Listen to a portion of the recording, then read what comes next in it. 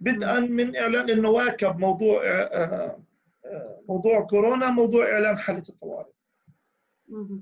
من اللحظة الأولى اللي أعلن فيها رئيس الوزراء الدكتور محمد شفيق إعلان حالة الطوارئ، الهيئة خاطبته بشكل عاجل بأنه يجب أن تكون أحكام حالة الطوارئ مرتبطة بالقصد الذي أعلنت بسببه، وألا تستخدم أحكام حالة الطوارئ للاعتداء على الحقوق والحريات العامة، وألا تستخدم لغير الغرض الذي وجدت لأجله، اللي هو الموضوع الشأن الصحي. وهذا صدرناه في أول ساعات حتى مع إعلان حالة الطوارئ، وكان الرد من دولة رئيس الوزراء بالتأكيد على وجود ضمانات لألا تستخدم بالفعل هذا الإعلان حالة الطوارئ لغير الأغراض التي وجدت. أعلنت حالة الطوارئ، تمديدها القانون بشير قانون وأحكام حالة الطوارئ كما جاء في القانون الأساسي بيقول إنه هنالك شرط لموافقة ثلثي أعضاء المجلس التشريعي.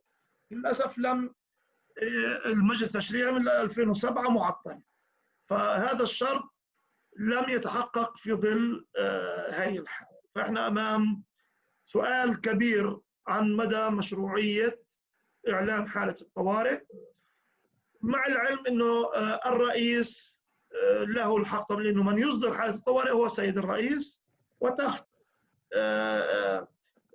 أحكام حالة الطوارئ تنظم، وأيضا القانون الأساسي أشار بمواده وبأحكامه حول هذا الموضوع. لكن ما نقول أنه هنالك سؤال كبير حول مدى المشروعية، لأنه أحد الركائز وعناصر إعلان حالة الطوارئ يجب أن يكون مشروع يحوز على المشروعية، بمعنى أنه في سند ومسوغ قانوني ومسوغ ميداني حقيقي لإعلان حالة الطوارئ، واللي مرتبط بأوضاع الضرورة، وأنه يجب أن يكون أيضا محدد بمدة زمنية واضحة، وألا يطول استخدامه، وألا يستخدم لغير الأغراض الذي أعلن لأجله. لكن بالإطار العام ما في عندنا فراغ قانوني، تشريعاتنا واضحة، يمكن بحاجة لموائمتها مع المعايير الدولية لحقوق الإنسان أكثر بموجب الاستحقاق والالتزامات دولة فلسطين بهذا الإطار.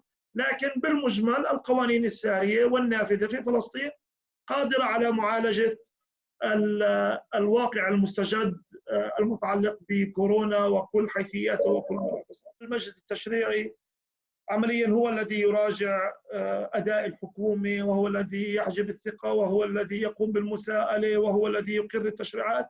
للأسف الشديد غياب الحياة البرلمانية والنيابية عن الحالة الفلسطينية يضعنا في حالة إرباك وعدم استقرار للتشريعات، وأيضا لتعطيل مبدأ أساسي فيما يتعلق بموضوع سيادة القانون، ألا وهو موضوع مساءلة السلطة التنفيذية عن إخفاقاتها أو إهمالها أو سوء أداء فيما يتعلق بموضوع تقديم الخدمات للمواطن. إنه الانتهاكات هي مستمرة، يعني في بعض أنماط الانتهاكات هي مستمرة. أحيانا كورونا في الأشهر الأولى يمكن خفف، يعني قلت الانتهاكات، لكن بعديها راح تشوف إنه عاودت طلعت كرسم بياني. في بعض الانتهاكات هي مرتبطة صحيح، مثلا موضوع حرية الرأي والتعبير والتجمع السلمي باستمرار كان في يكون اعتداءات عليه، يعني باستمرار كنا نلحظ إنه هذا الحق بتعرض للتقييد. بس نمط اللي حصل مثلا الشهر الماضي مع مجموعة حراك ضد الفساد، التهمة التي وجهت للمجموعة إنهم انتهكوا أحكام حالة الطوارئ، جمهور غير المشروع، فربط في حالة الطوارئ. هذا بتقدر تحكي عنه كيس. خلال فترة كورونا تم وقوع عدد من الانتهاكات، وربطت هذه الانتهاكات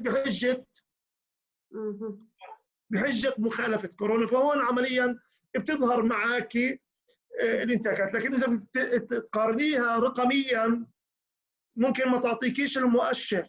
يعني بتقدريش تقولي إنه مثلا زادت خلال فترة كورونا قلت ما قبلها، هذا لا يعكس حقيقة. لكن بدك تشوفي الكيف مش الكم. يعني محتوى أو مضمون الفعل وجوهر الفعل اللي حصل وترديه بالسياق. العدد لا أميل لاستخدامه كمؤشر، لأنه مش دائما بيعكس حقيقة الواقع كما هو. ممكن العدد والمؤشر يظل له في لحظة من اللحظات إنه ارتفع قل، لكن ما مهم الإشارة إله إنه تحليله وتفكيك هذا الفعل، وتبحثي عن جذوره، عن دوافعه، عن أسبابه، عن كل ملابساته في خلال الفترة. راح تشوفي إنه بعض الانتهاكات اللي ارتكبت في حرية الرأي والتعبير تحت طائلة موضوع كورونا. نحن نعتبر أنه هذا مساس ليس فقط بما التزمنا به أمام الاتفاقيات الدولية وأمام لجان الاتفاقيات، وإنما أيضا أمام القانون الأساسي الفلسطيني، وتحديدا عبر المادة 19 وعبر المواد 26، بمعنى أنه هو مخالف أيضا لقواعد قانونية فلسطينية سارية ومعمول فيها